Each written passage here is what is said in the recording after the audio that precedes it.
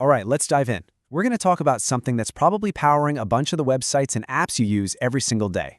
I'm talking about React.js.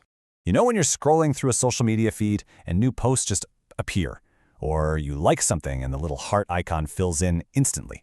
How does that happen without the entire page flashing and reloading? Well, there's a good chance the magic behind that is a technology called React. Okay, so let's get right into it. To really figure out what makes this thing tick, we've got to start with the absolute basics. What is React? So way back in 2013, the folks at Facebook created this thing. At its heart, React is what we call a JavaScript library. Its one and only job is to build user interfaces, UIs, the part of the app you actually see and interact with. Now, it's important to know it's a library, not a full-on framework. Think of it like this. A framework is a whole toolbox with every tool you could ever need. A library, like React, is more like a super specialized, high-powered drill. It does one thing, and it does that one thing exceptionally well. Okay, but to really get why React is such a big deal, you have to wrap your head around this one central idea. It's called the component philosophy, and honestly, it pretty much revolutionized how we build for the web. So let's take a quick trip back in time. The old way of building a website, it was messy. You'd have one giant single file of code. Your header, your sidebar, your main content, it was all just mashed together in this big tangled web. And if you wanted to change just one tiny thing, good luck. You had to dive into this monster file and pray you didn't accidentally break something completely unrelated. It was a real headache.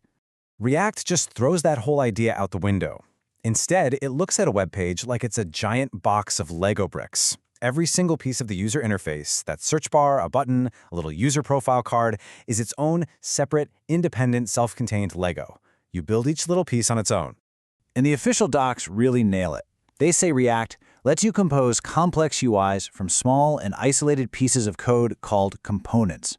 So that's the key word, components. They're just like those Legos. You build each one separately, and then you just snap them together to build your final complex application. It's a brilliant way of thinking. Okay, so this whole Lego brick idea sounds cool, right? But what does that actually mean in the real world? Why did this concept take off, and why do so many developers swear by React? Well, number one, it is fast. Seriously fast. See, instead of rebuilding the entire page every time something small changes, React does something super clever. It keeps a sort of a lightweight copy of the page in memory. We call it the virtual DOM. When something needs to change, React figures out the absolute most efficient way to update that copy first, and then only changes the tiny bits that are different on the actual screen. The result? Apps feel incredibly snappy and responsive. Second, it's modular. Remember that giant messy file we talked about? Gone. With components, you're working with lots of small, self-contained files. If a button is broken, you go to the button file. This makes the code so much easier to understand, fix, and manage, especially when you've got a whole team of people working on it. And third, it's scalable. This is where React really flexes its muscles. It's built for big, complex applications where data is always changing. I'm talking about things like your Facebook newsfeed, a live stock tracking dashboard, a massive online store. That's where this component-based system truly shines. And on top of all that, there's more. It's created and maintained by Meta, Facebook, so it's not going anywhere. It's got a huge, super active community of developers contributing to it, and it just makes managing all the changing data in your app way, way less of a headache than doing it with plain old JavaScript. All right, so we've got the what and the why down. Let's talk about the how, and you might be surprised at just how easy it is to get your first React app off the ground. Literally, all it takes is popping open your command line and typing 3 little commands. First, you run npx create React app and give your app a name. That one line does a ton of work for you, setting up a whole professional-grade project. Then you just navigate into that new folder you just made, and finally, you type npm start. And boom, just like that, your web browser pops open and you've got this spinning logo. That's it. You have a real, live React app running on your machine, ready for you to start tinkering with. It's pretty amazing how simple they've made it. Okay, last big piece of the puzzle here. We got to talk about React's secret sauce. Or maybe its secret weapon.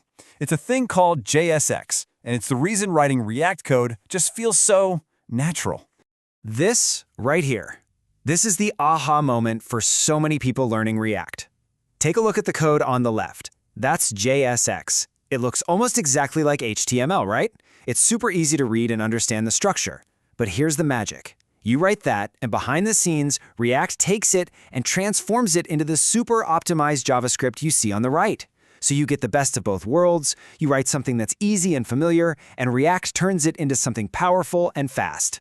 So, that's the whirlwind tour of React. From its core idea of Lego-like components to its incredible speed, it gives us a really powerful toolkit for building the modern web.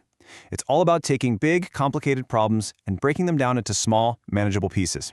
So, I guess that just leaves one question. Now that you've seen the building blocks, what are you going to go build?